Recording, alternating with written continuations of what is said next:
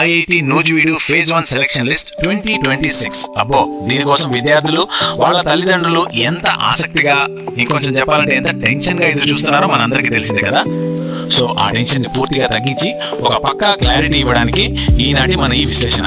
ప్రశాంతంగా ఉండండి, అన్ని ఎలా ప్లాన్ చేసుకోవాలో ఇప్పుడు వివరంగా చూద్దాం. సరే, ఇంకా ఏమాత్రం ఆలస్యం చేయకుండా అసలు విషయంలోకి వెళ్ళిపోదాం. ఈ విశ్లేషణలో మనం ప్రధానంగా 5 అంశాలు చూడబోతున్నాం. అవేంటంటే 1. Expected dates and timings. 2. List check చేసుకునే విధానం. 3. Next steps and documents. 4. సాధారణంగా ఎదురయ్యే టెక్నికల్ సమస్యలు, వాటి పరిష్కారాలు. మరియు 5. Phase 2 opportunities. ఇందులో మొదటి భాగం expected dates and timings. When to expect the official release? Results ఎప్పుడు వస్తాయో తెలిస్తే సగం భయం పోతుంది కదా. అఫీషియల్ గా ఫలానా టైం అని చెప్పకపోయినా ఈ టైం లైన్ బాగా హెల్ప్ అవుతుంది. రిజల్ట్స్ మే నెలాఖరు లేదా జూన్ మొదటి వారంలో వచ్చే ఛాన్స్ ఉంది. అయితే రిజల్ట్స్ కోసం రోజంతా వెబ్సైట్ ముందు కూర్చోవలసిన పని లేదు. ఉదయం 10 గంటలకు, మధ్యాహ్నం 2 గంటలకు, ఆ తర్వాత సాయంత్రం ఒక్కసారి చెక్ చేస్తే చాలు. ఇక్కడ లాజిక్ ఏంటంటే సర్వర్ ట్రాఫిక్ బ్యాలెన్స్ అయ్యే టైమ్స్ ఇవే. కాబట్టి అప్డేట్స్ తెలుసుకోవడానికి ఇది ఒక బెస్ట్ స్ట్రాటజీ. ఇక రెండవ section, steps to check the list, navigating the portal without confusion.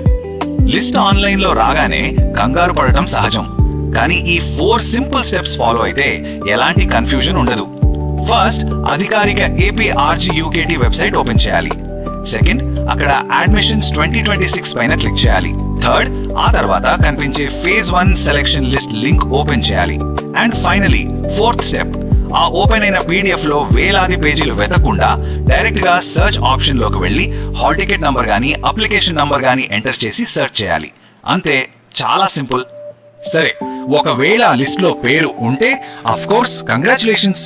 కానీ వెంటనే సెలబ్రేషన్స్ కి వెళ్ళిపోకుండా ముందు కొన్ని పనులు చేయాలి. ఆ సెలెక్షన్ స్క్రీన్ ని వెంటనే ఒక స్క్రీన్ షాట్ తీసి పెట్టుకోవాలి. అలాగే ఆ పూర్తి PDF ఫైల్ ని కూడా డివైస్ లో సేవ్ చేసుకోవాలి. ఆ తర్వాతే ఆ గుడ్ న్యూస్ ని పేరెంట్స్ తో షేర్ చేయాలి. ఎందుకంటే భవిష్యత్తు రిఫరెన్స్ కోసం ఆ ప్రూఫ్ సేఫ్ గా ఉండడం చాలా ముఖ్యం. మూడవ section, next steps and documents, preparing for verification and seat confirmation. List లో పేరు ఉండడం అనేది జస్ట్ మొదటి అడుగు మాత్రమే. అసలు ప్రాసెస్ అదేనండి, డాక్యుమెంట్ వెరిఫికేషన్ వెంటనే మొదలవుతుంది. ఈ స్లైడ్ దీన్ని చాలా స్పష్టంగా వివరిస్తుంది. ఆ డాక్యుమెంట్స్ ఏంటంటే SSC marks memo, transfer certificate లేదా TC, ఇన్కమ్ మరియు క్యాస్ట్ సర్టిఫికేట్స్, ఆధార్ కార్డ్, అలానే పాస్పోర్ట్ సైజ్ ఫోటోలు. ఇవన్నీ ఒరిజినల్స్ తో పాటు ప్రతి దానికి సంబంధించిన మల్టిపుల్ జిరాక్స్ కాపీలు కూడా పక్కాగా సిద్ధంగా ఉంచుకోవాలి. ఇక్కడ అసలైన ట్విస్ట్ ఏంటంటే ఆఖరి నిమిషం వరకు ఎట్టి పరిస్థితుల్లోనూ వెయిట్ చేయకూడదు. రిపోర్టింగ్ డేట్ లోపు ఈ సర్టిఫికేట్స్ అన్ని సబ్మిట్ చేసి సీటు కన్ఫర్మ్ చేసుకోకపోతే ఆ సీటు క్యాన్సిల్ అయ్యే ప్రమాదం 100% ఉంది. అందుకే ఇప్పుడే అన్ని ఒరిజినల్స్, ఫోటో కాపీలను ఒక ఫైల్లో నీట్ గా అరేంజ్ చేసి పెట్టుకోవాలి. Section 4, trouble shooting common issues, solving tech glitches Kamli. Results రాగానే వేలాది మంది ఒక్కసారి వెబ్సైట్ ఓపెన్ చేస్తారు కాబట్టి సర్వర్ క్రాష్ అవ్వడం చాలా కామన్. ఈ స్లైడ్ లో ఉన్న ఆసక్తికరమైన విషయం ఏంటంటే ఇలాంటి పెద్ద టెక్నికల్ ఇష్యూస్ కి చాలా చిన్న సొల్యూషన్స్ ఉంటాయి.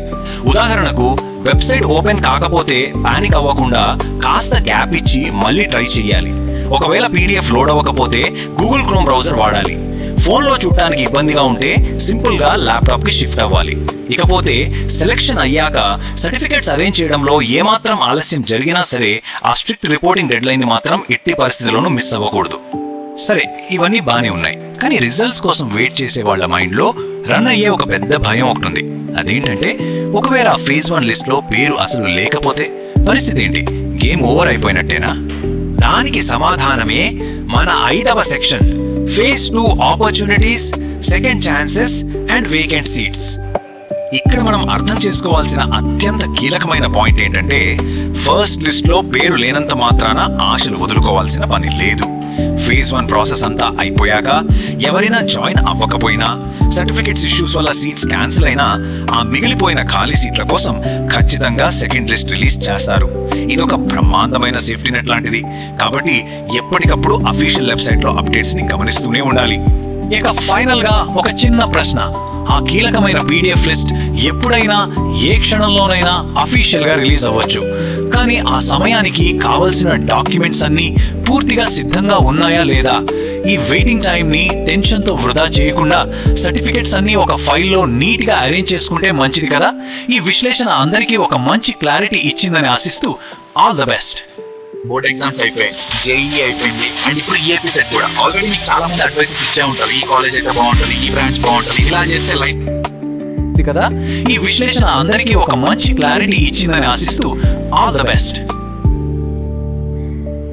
అందరికీ నమస్కారం. AP IIT Nuzvid phase 1